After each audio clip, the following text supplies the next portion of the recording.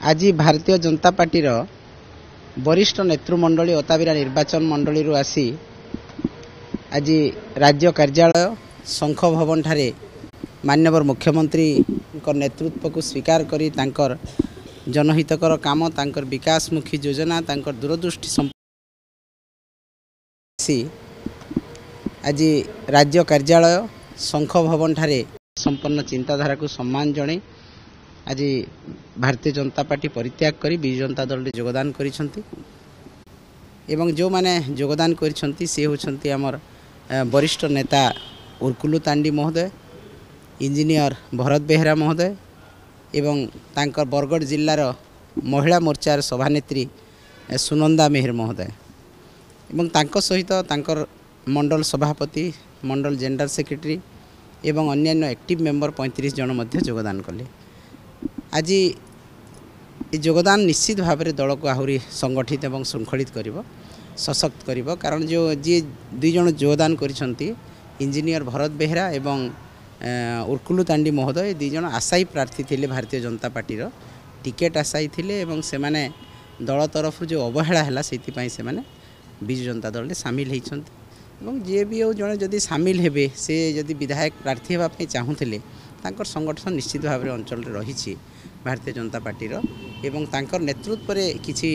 लोक भी अच्छा जो मैंने तांकर संगठन को रखुले तेणु दल निश्चित भाव में संगठित हो पार आहरी सशक्त हो पार एवं से माने दलपाई काम कले दल निश्चित भाव में आगक बढ़ी पार। देखु जिते बड़े निर्वाचन समय आसे भारतीय जनता पार्टी हूँ कि कांग्रेस दलर हूँ बड़ बड़ नेता दिल्ली रू आसिकी भाषण दियंती एठी एवं से भाषण देला पर सेतिकी रही जाए पुणी फेरी जाती एवं पुणी निर्वाचन समय ही आसती तो जो माने निर्वाचन समय केवल देखा दियंती जो माने लोकंकर दुख सुख रे नहांती दैनंदिन समस्या रे नहांती तांको लोक भूली जाती।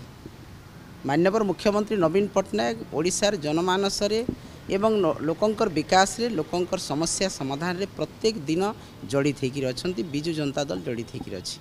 तो से नेतृत्व को लोके स्वीकार कर सारे एवं से नेतृत्व को पुणी थे ओडिशार मुख्यमंत्री करेंगे विजु जनता दल को सरकार को पुरी आनिबे लोक मन स्थिर कर सारे मनस्थ कर सारे तेणु जी आसिले गले विजु जनता दल प्रति कौन फरक पड़वा ना